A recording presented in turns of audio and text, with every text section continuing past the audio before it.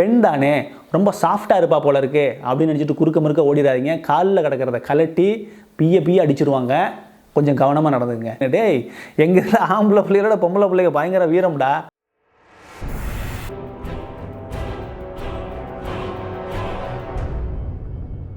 அன்பு தமிழஞ்சங்கள் அனைவருக்கும் வணக்கம்.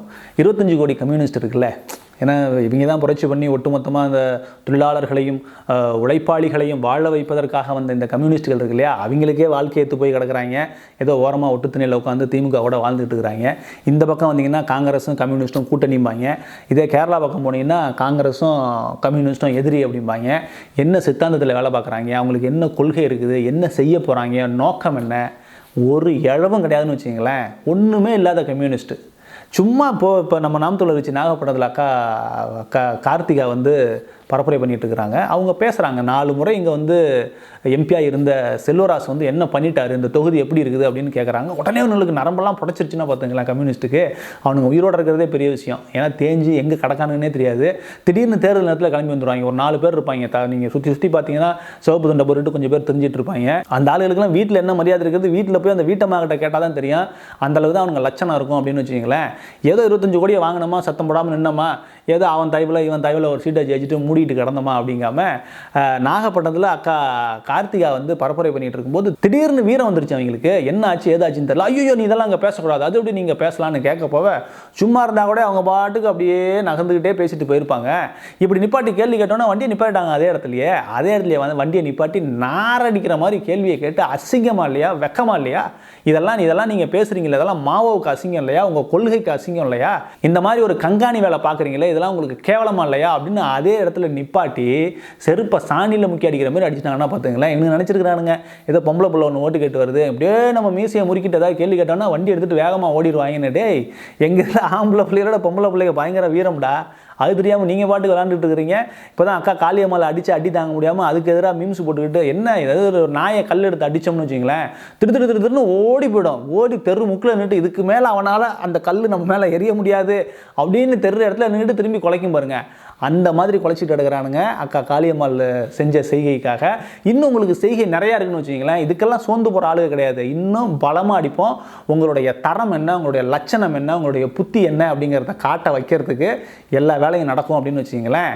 அது அந்த சம்பவம். இங்கே சகோதரி கார்த்திகா கிளின்னு அதே இடத்துல வண்டியை நிப்பாட்டி கேட்ட கேள்விக்கு ஒரு கேள்விக்கு பதில் இல்லை, ஓடிட்டானுங்க. அதுக்கப்புறம் எங்கே இருக்காங்கன்னே தெரியல. அதுக்கப்புறம் இதெல்லாம் தேவையா உங்களுக்கு?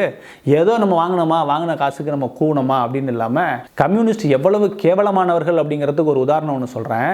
கம்யூனிஸ்ட்டுகள் எப்போவுமே உழைப்பாளர்கள் தொழிலாளர்களுக்காக நாங்கள் குரல் கொடுப்போம், அவங்கள மேம்படுத்துறது மட்டும்தான் எங்களுடைய வாழ்க்கையினுடைய லட்சியம் அப்படின்னு சொல்லிட்டு போராடிட்டு இருப்பாங்க இல்லையா.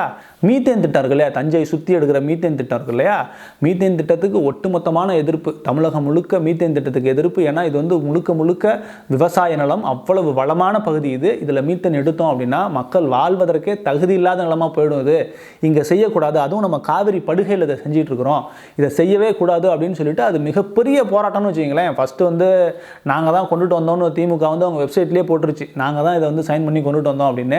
அப்புறம் மக்கள் எதிர்ப்பு தெரிவிக்க ஐயோ இது விளைவு தெரியாமல் நாங்கள் கையெழுத்து போட்டோம், நாங்கள் வந்தால் மாற்றுவோம் அப்படிங்கிற அளவுக்கு அடி பலமாக விழுந்தோடனே நாங்கள் மாற்றுவோன்ட்டானுங்க. இப்போ நாங்கள் பண்ண மாட்டோம் பானுங்க, ஆனால் மறைமுகமாக அதை பண்ணுவானுங்கன்னு வச்சுக்கிங்களேன்.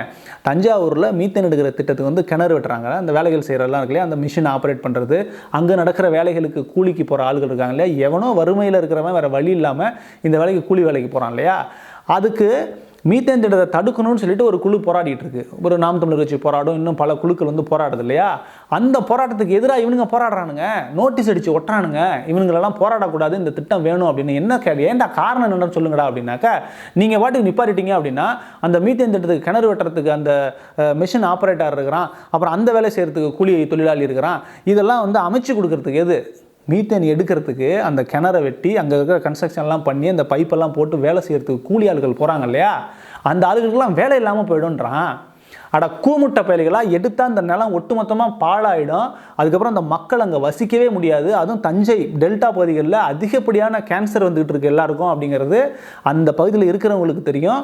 இப்போ நிறைய இணையதளத்துலையும் பேச ஆரம்பிச்சிட்டாங்க, டெல்டா பகுதிகள் எதற்காக கேன்சர் ரொம்ப அதிகப்படியாக வருது அப்படின்னு. இதெல்லாம் இந்த மீத்தேன் போன்ற நாசகரமான திட்டத்தினால வருது. அதனால தான் நம்ம வேண்டாம்னு சொல்லிட்டு இருக்கிறோம். அப்போது இதை நிறுத்திட்டிங்கன்னா இந்த தொழிலாளர்களுக்கு வேலை கிடைக்காம போயிடுன்னு இவன் போராடுறான்னா இவன் எவ்வளோ பெரிய கூமுட்டையாக இருப்பான்னு பார்த்துங்களேன். இவனோட லட்சியம் என்ன?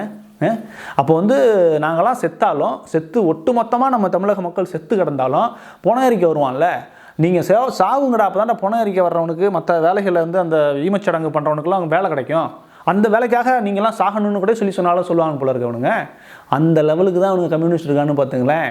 அதனால் சும்மா அந்த நாம் தமிழருக்கு வம்புத்துட்டு இருக்கிறது, பெண்கள் தானே, பெண் தானே, ரொம்ப சாஃப்டாக இருப்பா போல இருக்கே அப்படின்னு நினச்சிட்டு குறுக்க முறுக்க ஓடிடாதீங்க. காலில் கிடக்கிறத கலட்டி பிய அடிச்சிருவாங்க.